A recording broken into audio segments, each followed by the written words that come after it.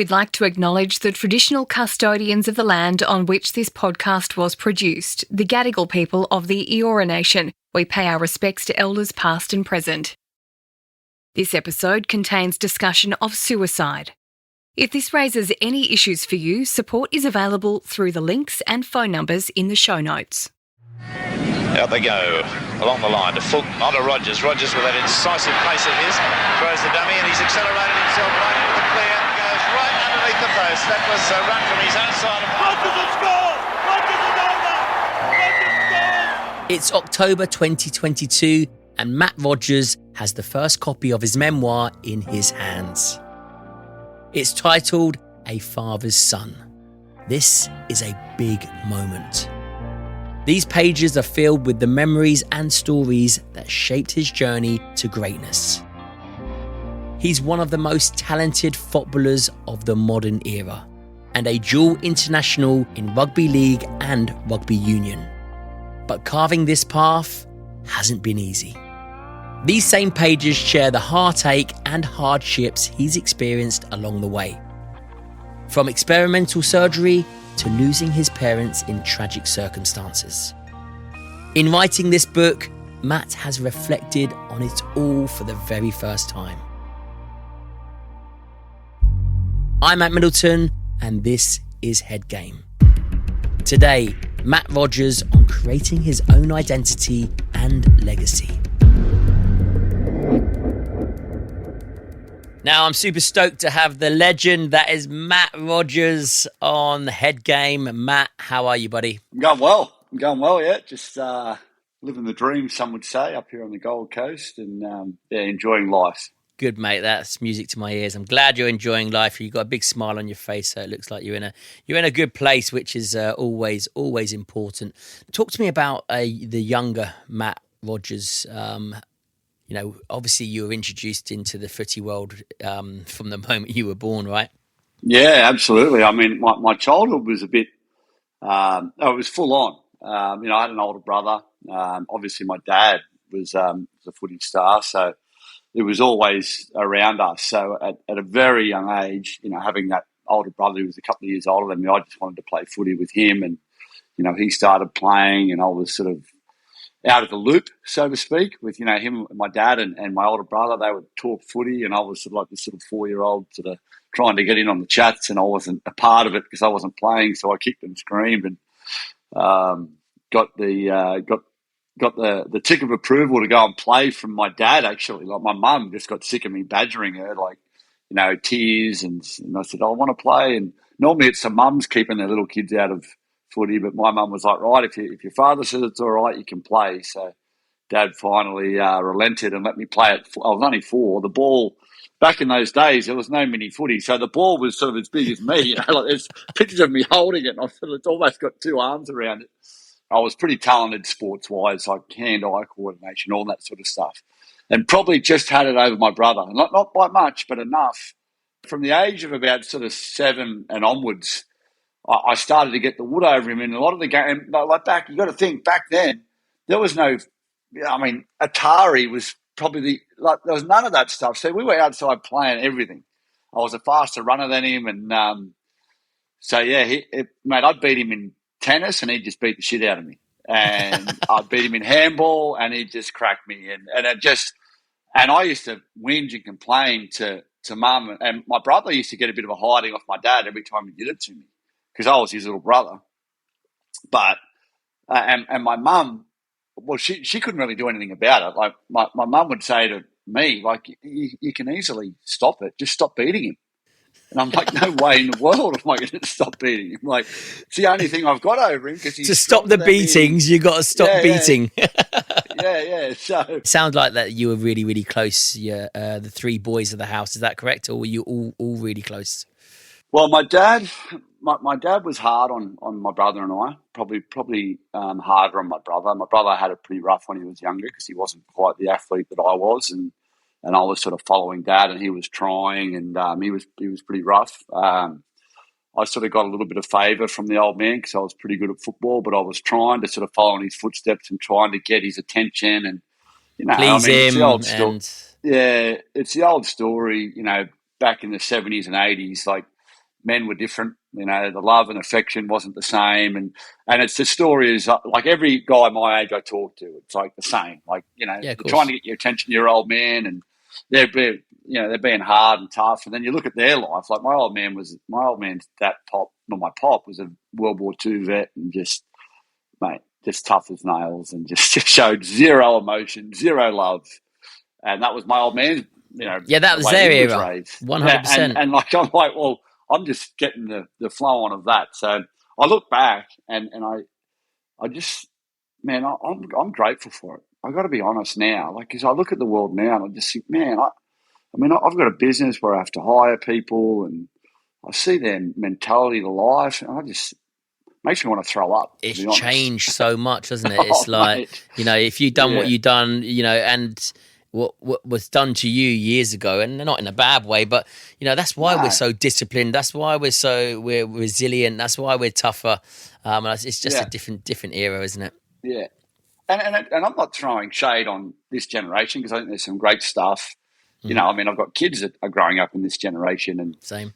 Sometimes I like have to catch myself, or my wife certainly catches me. It's like you got to, give them a compliment rather than just going after what they're doing wrong. Or you got to, like it's hard. I think my 28-year-old boy, my oldest boy, he probably copped the worst of it because I was a new parent, I was young, and I was just sort of doing what I'd been shown, and I just here's what I know, man. I just know the world is friggin' hard.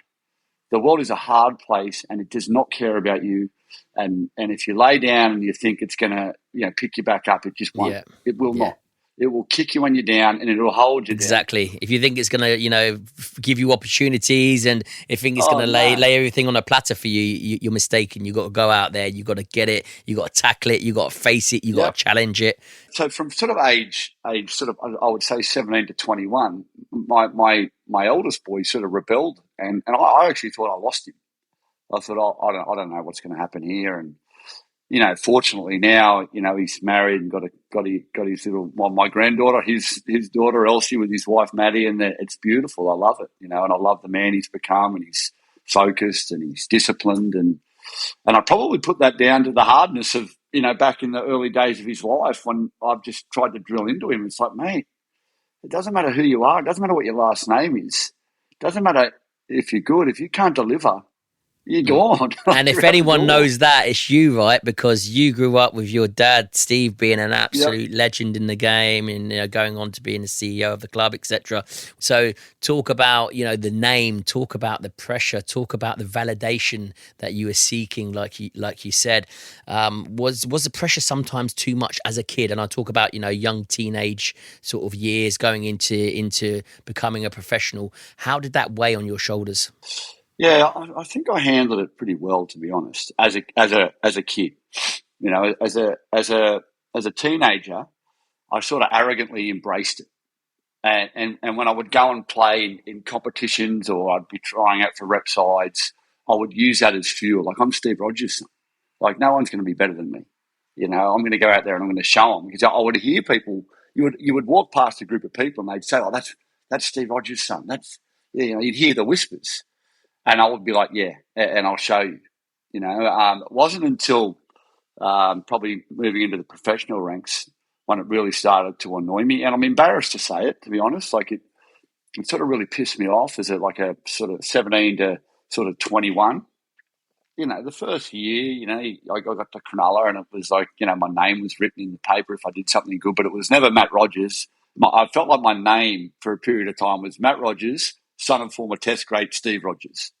Like, if my name was written in any news article, that's how it was written. Matt Rogers, son of former Test great Steve Rogers. But what I sort of failed to realise was, at that age, because you're just not mature enough, is he'd earned the right to have his name written there like that after what he'd done. And I see young athletes now coming into the game with fathers who had done it before them. As the Zoo boys are perfect examples, like trying to force her own. But that Zoo name, the only reason people know that name is because of your dad. Like, until you came on the scene and you're doing amazing things, boys, you're doing great. But it's because of your old man. That's why that name's known. Now, we all know you now because you're doing great things, but, honour that name.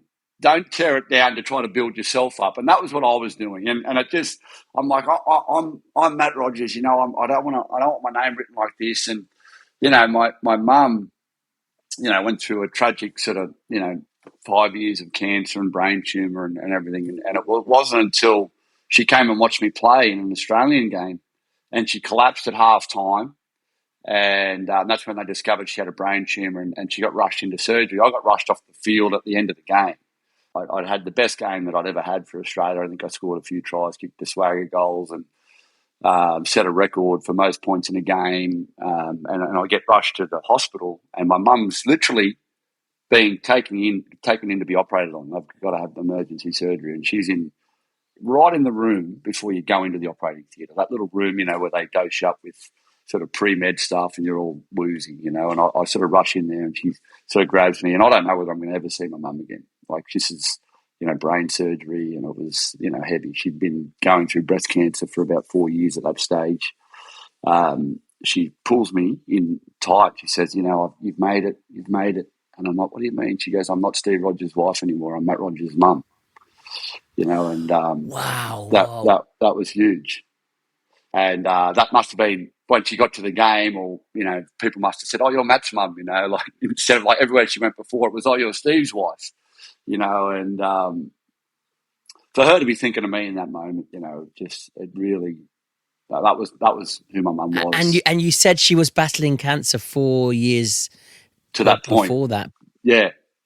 Yeah, I mean, she died at 46, breast cancer, so she was very young, and it rattled the whole family, I've got to tell you, like, it was, she was really the glue that held everything together. My dad was sort of a man's man and a wild boy, and, he could fit in anywhere, but she was definitely the glue that held everyone together. So, and Matt, let me just quickly rewind there. So so you're going through this, and I don't want to call it an identity crisis, because it's not. Exactly who you are. You're strong. You're on the pitch. You're playing. You're loving the game. But all whilst this is happening as well, you're obviously at your mum's side, battling, helping her, trying to battle cancer. So you've got your mum, your dad, and then your game to concentrate on.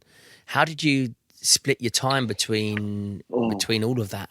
Yeah, it was hard because I had a young family too at the time. I had a little 1-year-old and a 3-year-old at the time.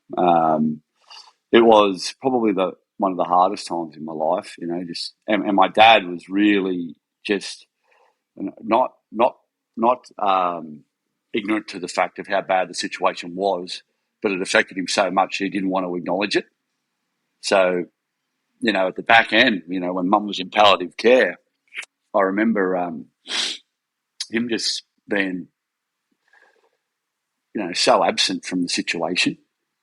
Like, mum and dad were, teenage sweethearts, like they met on the Gold Coast and, fell in love. And mum was all dad knew in terms of his home life. And I knew, man, I knew when mum was gone, like, this is not going to be good for dad. Like, because he was just so dependent on mum, and mum was just so amazing with us and with him. And my dad was a hard man, so he was hard to talk to, and mum was the conduit for all us kids to dad, except for my sister.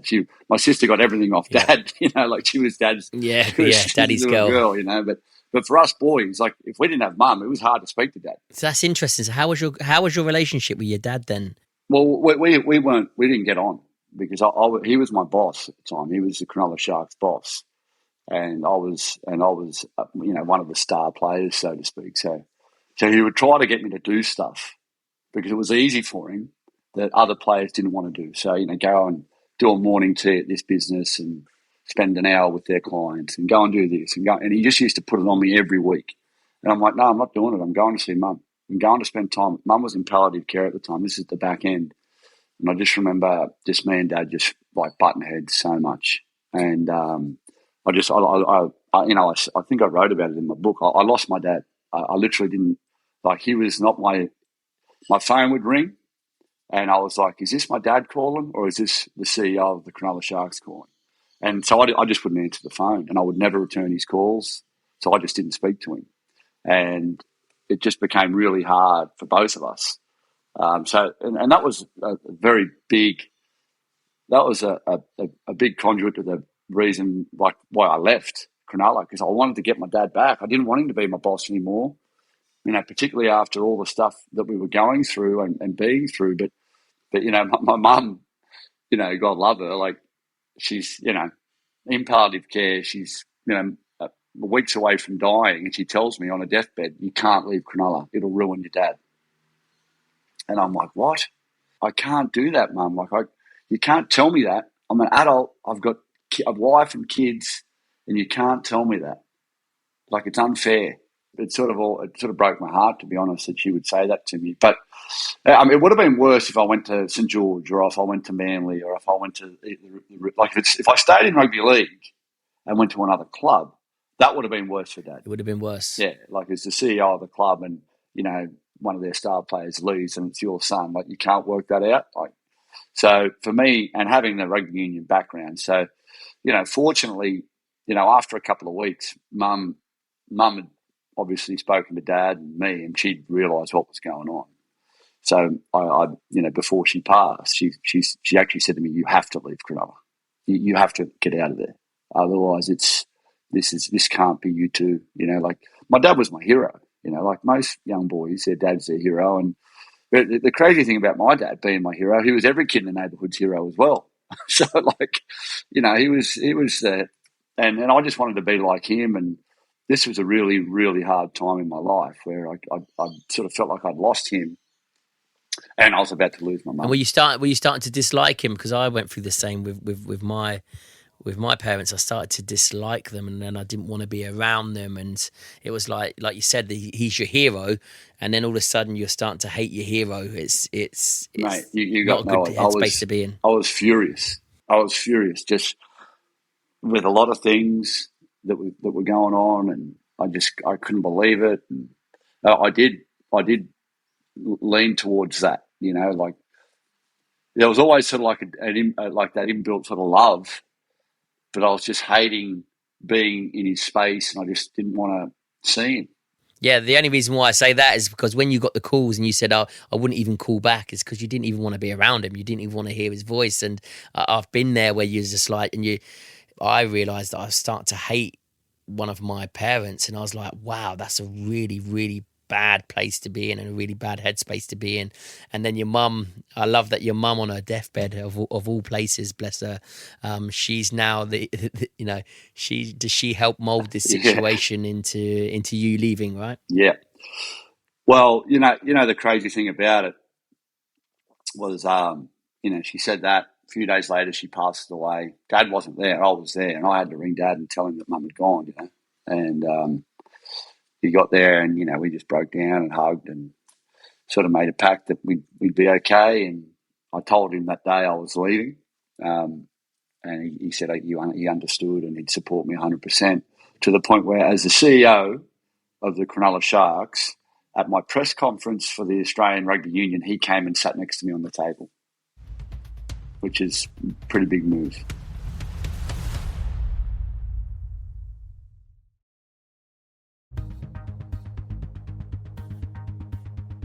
How did your mum's passing affect you psychologically?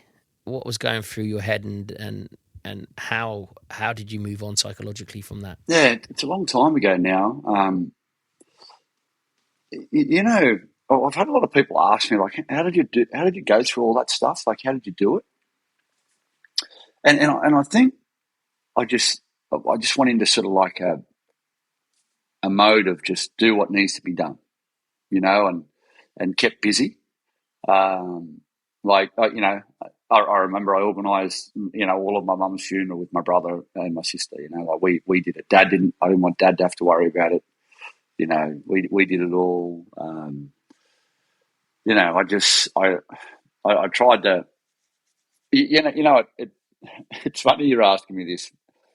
I got on with life, but I never broke down. I'd never cried, never just thought, until I remember my wife now, Chloe. We were sitting in my apartment, and we just started talking about my mum. And, Chloe reminds me so much of my mum, just her outgoing nature, and, But, you could put her in the room with the Queen and she'd fit right in, or you could chuck her in the sports bar at Northies and she'd pull me out by my ear if I was playing up. That's who. My mum had to be like that, and I think Chloe. A good leveler. They keep you grounded, right? Yeah, exactly. So, and I just remember just breaking down that night and crying. And Chloe asked me, "Have you ever cried over your mum?" I'm like, "No." And I broke down, and I just uncontrollably cried for about an hour with Chloe hugging me, and I'll never forget that night. And I just think I just shut it all down, because I was sort of, the guy out in the public, and everybody was looking at me, and I had to be strong for the family, so to speak, and tried not to have to deal with it, I guess. But in the end, it all comes around. And you know what it was, just that moment where it just all came out, and it was just. I'll tell you what, I woke up the next day feeling amazing. It was just the best. Yeah, I've been there, mate. I've been there. It's a purge that you need, the emotional dump that you need. It obviously didn't affect your footy. It obviously didn't affect your play, because you just was it a sense of escapism hitting the footy pitch? Sanctuary for you? Yeah. Sanctuary. Yeah. So there's a few things I love doing, right? I used to love playing footy, because no one can get to you and it's your space. You're out there, sort of doing your thing with your mates. I love surfing, because I could paddle out to the ocean and and if someone's annoying me, I can just paddle away. Or I'm just out there enjoying nature, and, I love playing golf or running through the trails in the bush, just outside, away from people, where I'm in my own world. So just did a lot of that stuff. And, and footy just, footy always came easy to me. It wasn't hard for me to do. But you have to train hard to be good. Don't get me wrong, but footy came easy. So I after my mum passed, I just really sort of stuck my head down and my butt up, and I just signed to go over to rugby, so I wanted to do well there, and it meant a lot to me not to go over there and just take a paycheck and not perform. So yeah, I thoroughly enjoyed that change, and it sort of happened at a good time. Mum passed, my season ended. I finished off with the Sharks. We played a prelim final against the Knights, and on the last try I scored, my best mate who I played with at the Sharks, he was the hooker and he was useless at kicking the ball. Anyway, for some unbeknown reason, he jumps out of dummy half and kicks the ball, and I run down, and their fullback knocks it on, and I end up scoring a try. So that was my last try in rugby league off at the Sharks, and it was off my mate's rotten kick, which was hilarious. So it was like, what a way to go out. Meant to be, mate. It was meant to be. So went over to rugby, and having that change, although I'd played rugby a lot, I didn't play any rugby league as a teenager. I played. I came back to the Sharks as a 17-year-old, but from 14 to 17, it was just rugby. I didn't play any rugby league, so I knew the game. But coming back to it at 26, there was still a lot. I had to sort of scrub up on a lot of stuff, so I didn't have time to think about anything else but that. And so the timing was good for that move. Like mum passed, finished the season, straight into my change over to rugby, and it just gave me a real sort of new lease on life. My dad and I were getting on like a house on fire, because he wasn't my boss, he was my dad again. And I felt really good about where my life was. It was moving in the right direction. And we spoke about how it affected you psychologically. How did it affect your dad? Because you said at the beginning of this talk that you feared that if your mum wasn't here, your dad would really suffer. Did he suffer? Oh yeah. He suffered from. He suffered from the diagnosis through to a death and then beyond. And could you see changes in his behaviour, or was he quite? Again, we talk about that era of just putting up that stone face, that stone wall, and no, I'm fine. Don't worry about it. I don't want to talk about it. I'm good to go. Was he very much like that? Were there any signs that you could see, or? He was very hard-edged, like very stone wall sort of. I can deal with this. And to be honest, Anne, I didn't want to see it any other way. Like my dad was my hero, and he was this big, strong dude, and I didn't want to. That's why I wanted to take everything off him, like in terms of the funeral and stuff. And I just, I had him on a pedestal, and I didn't want to see him break. Probably selfish on my behalf, but us kids sort of took over there because we knew it would be too hard. That's interesting. That is because I suppose you don't. He's your hero. He's your protector. You know if something goes wrong, then he's that sheet of concrete that will protect you, and you don't want to see that crumble, right? No, and it wasn't until I sort of probably he and I, after me leaving Cronulla, and then I moved into the city, and I didn't see him a lot. We talked a bit, and then I came back to Cronulla and moved back with Chloe, and Chloe was pregnant, and I remember going over and telling him, and he was so excited, and he was excited, and he was going on a trip. I remember saying to Chloe, like, did he seem happy about going away? She's like, not really. I'm like, all right. So we left, and that was the last time I saw him. I couldn't put my finger on it. He just wasn't him. We were coming home from Byron, and back in those days, this is 18 years ago now.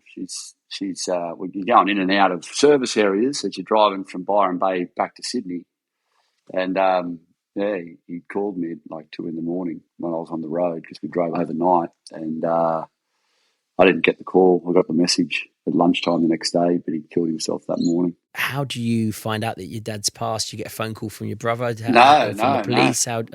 I'll tell you, my neighbour, my good neighbour, like he's one of my really good friends, and he was one of Dad's really good friends.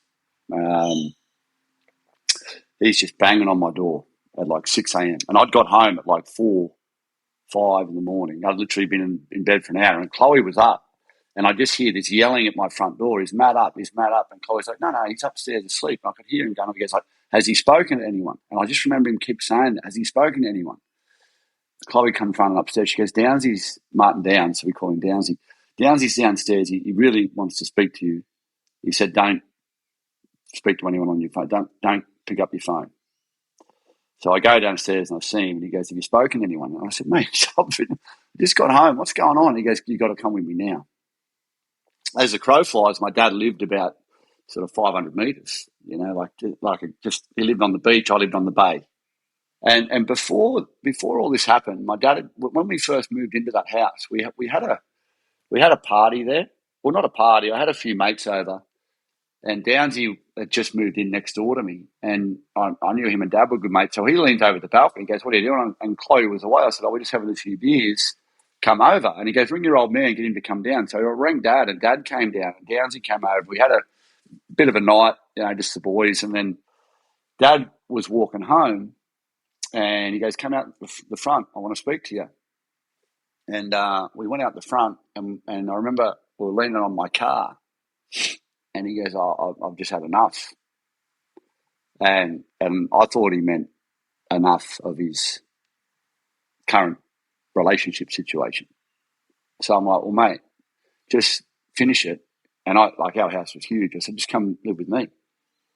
And he's like, nah, I don't want to do that. He goes, I've just had a gutful, mate. I think I'm done. And this isn't really computing to you.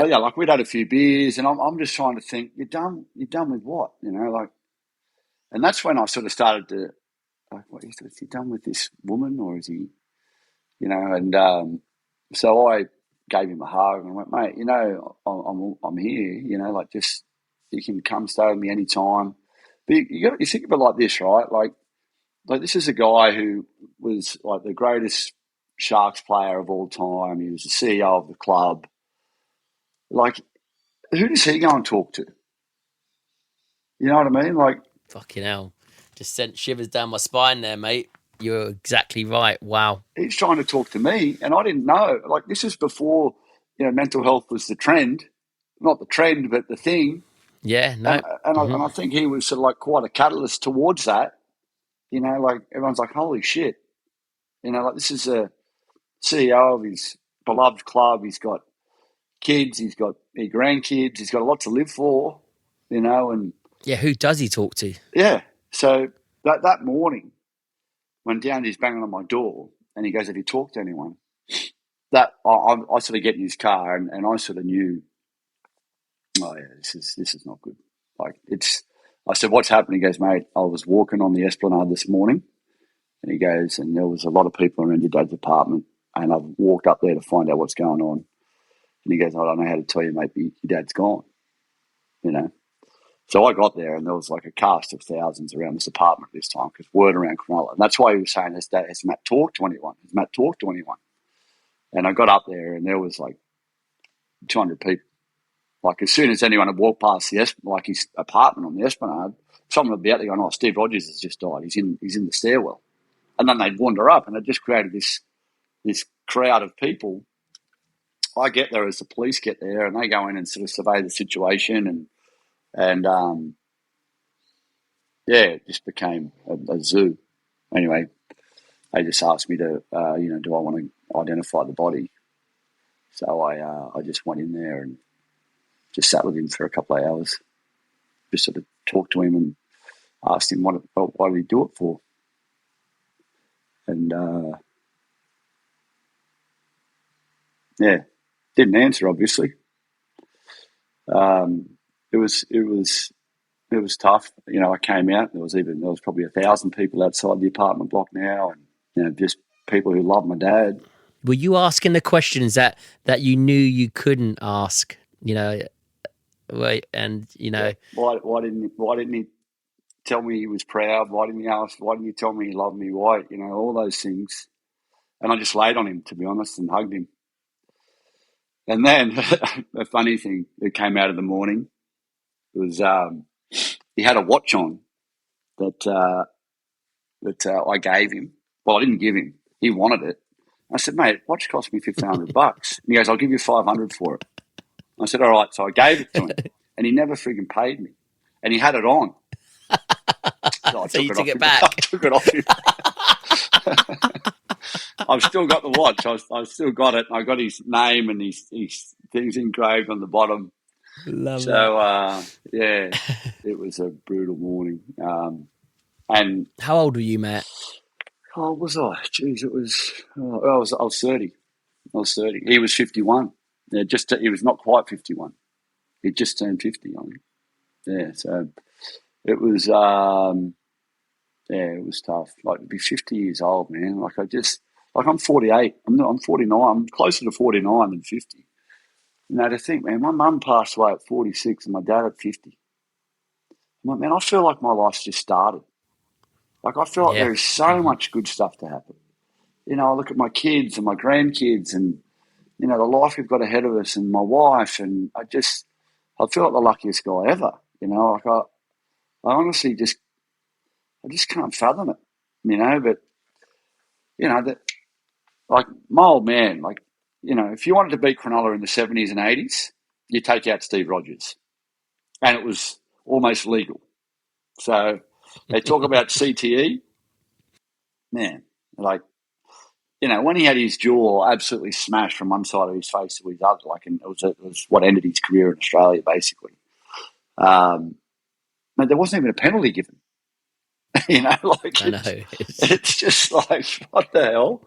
He's just left laying on the ground. I'm sitting there as a 9 years old. I'm the ball boy. I'm watching my dad just walk off the field. His jaw hanging on his chest, basically, and no penalty. And I'm just thinking, wow, man.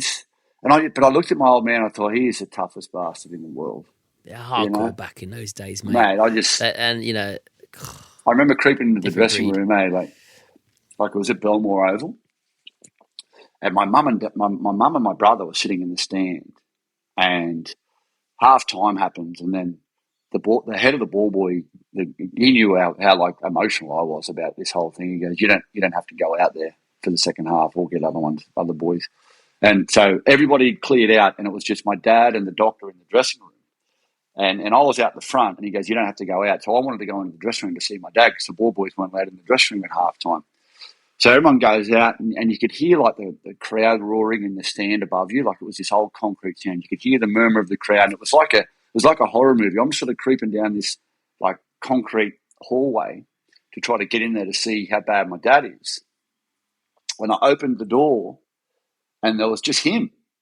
There was just him sitting on like a strapping table with and leaning up against a metal a concrete pylon, and a bandage around his head, holding his jaw up.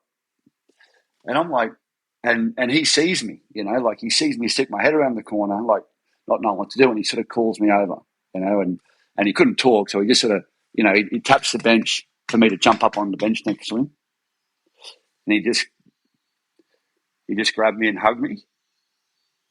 Like, he was just really worried about how I was.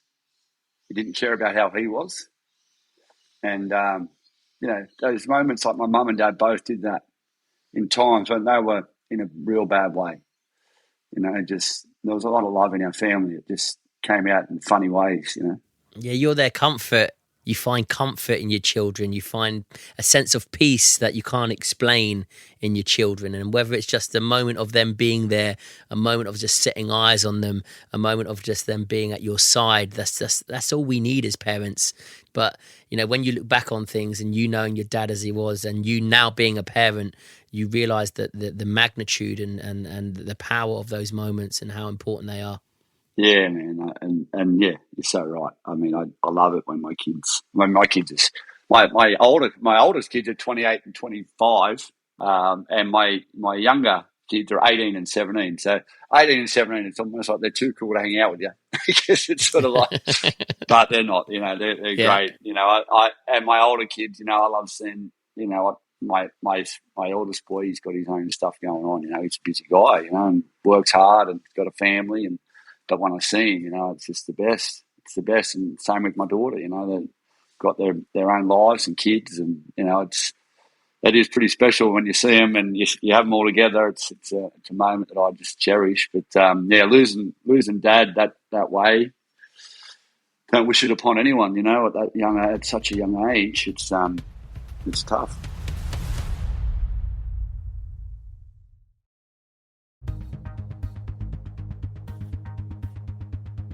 Matt, when your father passed away, you were still playing, right? Yeah. Yep. How was that? Well, being that I was chasing him, when I say chasing him, I wanted to be him. That was my life's goal. I wanted to be Steve Rogers. Sent me into a bit of a tailspin, to be honest. I was like, well, do I really want to be Steve Rogers? Do I want to end up there? So I just didn't want to play anymore. So I basically told the Waratahs at the time, said, look, I don't know when I'll be back. I don't know if I'll be back. And they were great, Dave Gibson, our team manager, and Ewan McKenzie was our coach at the time. I like, mate, you just come back whenever you feel like you can, and we'll offer you all the support you need. Doctor by the name of Sharon Flarhive, who is one of the greatest humans on the planet, would come and just spend time with me. She was the doctor of the Waratahs, the Wallabies, and she'd just sit on my balcony and just talk to me, and ask me how I was going and just making sure I was okay. Mate, I reverted to putting anything into my body that would make me feel good and forget life. And I was not in a good way at all. And she came to me and basically, it got to the point where she just confronted me about it. She's like, what are you doing? You are ruining your life, and you reckon your old man's going to be proud of this? And I'm like, yeah, it's a good point. Because, without someone like that in your life, and my wife didn't want to push me, because I was not in a good space. Without someone like that in your life, if you live in a world like I did, where you're a bit of a football star, you have a profile, there's not too many people in your life who are going to tell you that. That they're in your life, sort of, they need to be pretty real, But yeah, she just hammered me and made me realise. She goes, I'll back at training on Monday. She goes, I'm not going to take no for an answer. Like, this is the place that makes you happy. These are your friends who want to support you. This is So I got the train and I just walked off halfway through it. And I just didn't want to be there. I was unfit and just not feeling it. Phil Ward chased after me, my teammate, gave me a hug. Goes, mate, I'm just here, just, not trying to force you into anything, mate, but we love you. And he said, we need you. So he said, when you're ready, we'll have you, And another week went by, and I went back and got through a whole session, and then worked on sort of my fitness and slowly sort of moved my way back into the team. And I'll never forget the first game coming back. I was at the Sydney Football Stadium, and I think we were playing the Sharks, maybe, from South Africa. There would have been about 35, 40,000 people there. Like, it was back in the days when people actually attended rugby union matches in Australia, which was good. The Waratahs rugby union matches I talk of. And I started on the bench, and about 25 minutes into the first half, I got asked to go on, and man, they announced me coming on the field, and the way that the crowd cheered just made me feel like I was in the right place. It was a different cheer. It just lasted longer than what a normal cheer would, and then my first touch of the ball, I made this mad break, and then they just went bananas again. And Warry goes, "You home, mate?" And I'm like, "Yep." Yeah, that just got me going again, and just had a good back end of my career. And I did, after that year, I just felt like I just didn't want to be away from my family anymore, and rugby was just really taking me away from my family. I spoke to my close mates at the Waratahs and said, look, I just don't think I can do this anymore. I'm gonna retire. They were like, yeah, mate, if that's where you're at, that's where you're at. And just out of the blue, a mate of mine said, why don't you go and have a meeting with, this guy such and such. He's the owner of the Gold Coast Titans. And I wanted to move. I really wanted to move out of Cronulla. I was living in Cronulla, and I wanted to get back to Queensland where I felt like home was. And he goes, don't retire. You're too young to retire. You're 30. Go and speak to, the CEO and see if you can, put a deal together for you to get you back up there. I said, mate, I don't want to play. It's not just that I want to move. I don't want to play anymore. I came back. I'm done. I finished. I'm good, and he's a really good friend of mine, this guy, and I really respect him. He said, just out of respect for me, can you just go and have a meeting? I'm like, yeah. So I went and had a meeting. And can I tell you, Ant, the best way to go into a negotiation is not caring, because I just did not care. Yeah. And he's like, oh, I'll pay you this if you come. And, it presented a great, pitch, and I love the Gold Coast, and it was just like, wow, yeah, it sounds awesome. And he goes, well, mate, and he writes a number, and he goes, I'll pay you this, and he slides it over the table. And I looked at it, and I'm like, mate, if you pay me double, I'll consider it. And he goes, well, if I pay you double, will you sign a letter of intent now? I'm like, oh.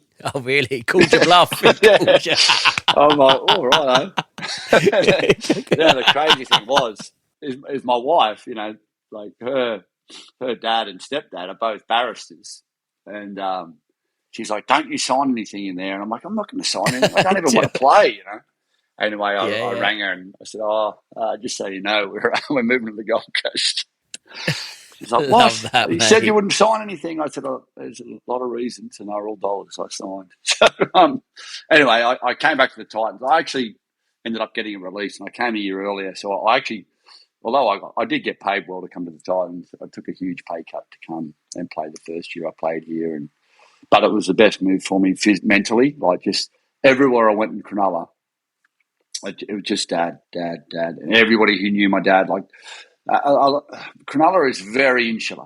It's like a little fishbowl. And if you live there, and if you're a Rogers, or you're Steve Rogers, or you're Matt Rogers, you cannot escape it. And you're swallowed up. Yeah, it just got too much for me. So I moved back to the Gold Coast, and man, I'll tell you, coming back here and playing for the Titans, it was like a new lease on life, and being able to raise my kids up here, I grew up on the Gold Coast. I came here as a young boy, and my mum is a born and bred Gold Coast girl. So she was one of 13 kids, right? So I've got about 4,000 cousins, and they've got cousins on the Gold Coast. So it was the best move for me mentally, and my wife, although for the first year absolutely hated it. She's an eastern suburbs girl, so she was. And at that time, mate, the number one shop at Pacific Fair was, I think, Target. She's like, "What have you done to me?" Like, and this is a lady who's walked runways in Paris and Milan, and with the biggest names in modelling. And she's like, "Target, that's it." And I'm like, "Oh no," But anyway, you'll get used to it. It's changed now, but no, she loves it. She's certainly not a snob, but she was struggling to find her place in that first year or two. Awesome, mate. Well, listen, Matt, it's been absolutely fascinating, mate. Thank you for sharing your story with us. To be able to play at the level that you played at, and to be so consistent and smash your footy career as you did with everything that was going on, that just shows the resilience and the head game that you have. Really appreciate you coming on. Thank you for your time, legend. And listen, Matt, thank you so much. Keep pushing on, mate. Keep staying strong. And last question before we go. We have to be quick, but as you wanted to be your father, is there any of your sons that want to be Matt Rogers? Well, I think my oldest son tried, but he did. Maybe he wanted to be a footballer, but realised that it probably wasn't for him. But my youngest son, who's 18, he's autistic. So, mate, he has taught me a world of things that got me involved in things that I would never have been involved in prior. So I'm so grateful for the lessons he's taught me rather than the lessons I'm teaching him. Brilliant, mate. Love that. What a way to finish. Matt, you're a gentleman. Thank you ever so much, mate. Cheers, Ant. Matt's memoir, A Father's Son, is out now. I'll link the details in the show notes. I appreciate you taking the time to listen to Head Game. If you enjoyed this episode, please feel free to share it with a friend. I'm Ant Middleton. See you again next time.